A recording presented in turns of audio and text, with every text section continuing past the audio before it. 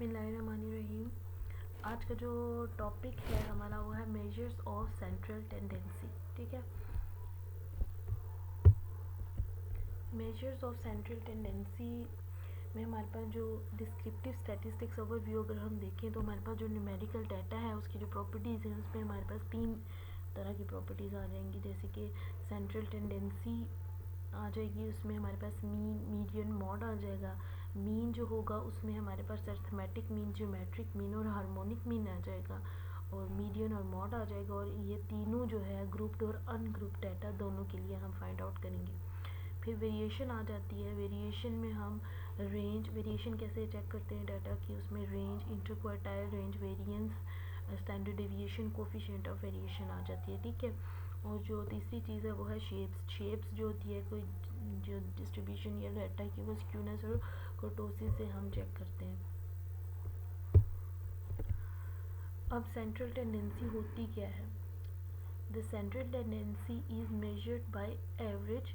These describe the point about which the values observed values cluster।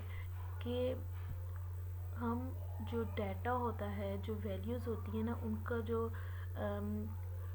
Mid point या middle values होती हैं, या ऐसे कह लें कि जब हमारे पास डाटा होता है तो उसमें हम ये देखते हैं कि जो हमारे पास सेंट्रल पार्ट होता है ना उसकी तरफ जो वैल्यूज़ है उनका झुकाव कितना है।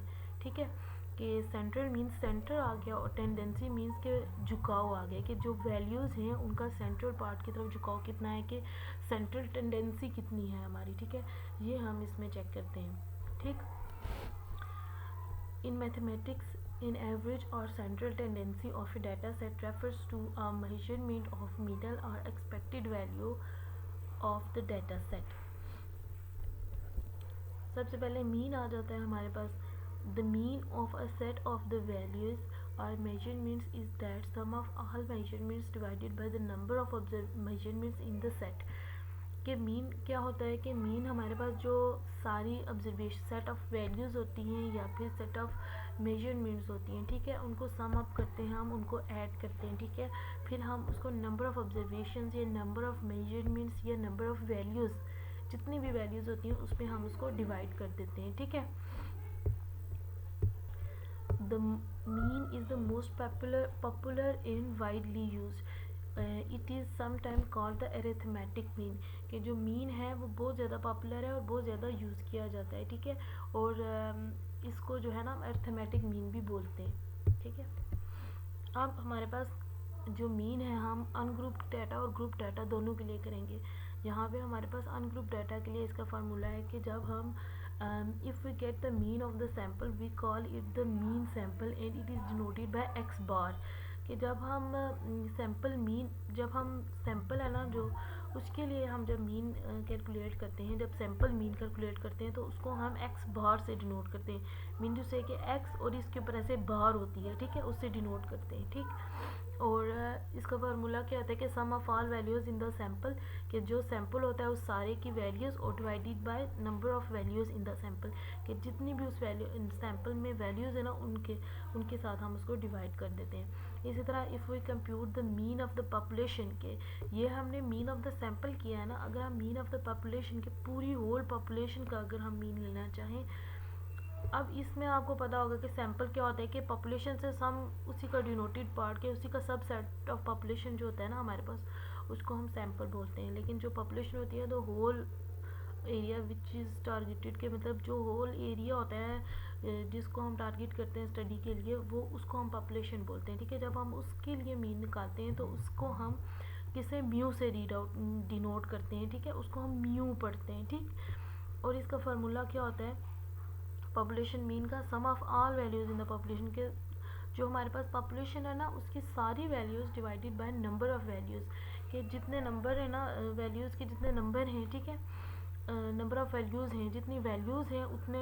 नंबर से हम उसको डिवाइड कर देते हैं। ठीक है, अब फॉर एग्जांपल अर्थमेटिक मीन, हम जब अनग्रुप्ड डाटा, ये अनग्रुप्ड डाटा होता है सिंपल, इसमें कोई हमारे पास जो है ना इंटरवल्स नहीं बने हुए, सिंपल डाटा है। ठीक है, तो ये अनग्रुप्ड डाटा इसको हम बोलते हैं। ठीक है, sample of 5 executives receive the following bonus last year. के कुछ 5 सैंपल है हमारे पास जिनको बोनस दिया गया है, ठीक है।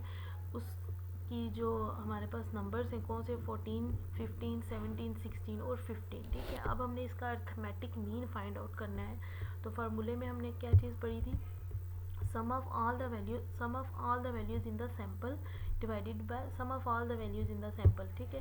तो sum of all the values in the sample 14, 15, 17, 16 और 15, इसको ऐड करेंगे। ये जो 3 डॉट्स हैं ये रिप्रेजेंट करते हैं कि ये इसके बीच में जो वैल्यूज़ आ रही हैं, ठीक है। 14, 15, 17, 16 और 15 इनको ऐड करेंगे तो हमारे पास 77 आ जाएगा। और दूसरी चीज़ हमने क्या पढ़ी थी कि number of values in the sample, कि नंबर ऑफ़ वैल्यूज़ कितनी है हमारे पास, 1, 2, 3, 4 एंड 5, ये 5 आ गई, ठीक है। इसे डिवाइड करेंगे तो हमारे पास अर्थमेटिक मीन आ जाएगा 15.4, ठीक है। अब अर्थमेटिक मीन जो कैलकुलेट करते हैं हम मेथड्स पर ग्रुप्ड डाटा, ठीक है। अब ग्रुप डाटा मैं आपको दिखाती हूँ किस तरह का होता है।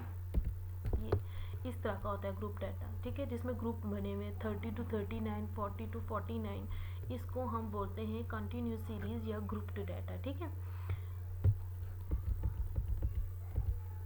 अब डायरेक्ट मेथड इसके लिए क्या होता है, सम ऑफ एफ फ्रीक्वेंसी हमें दी जाएगी और एम या एक्स भी इसको बोल सकते हैं हम, ठीक है।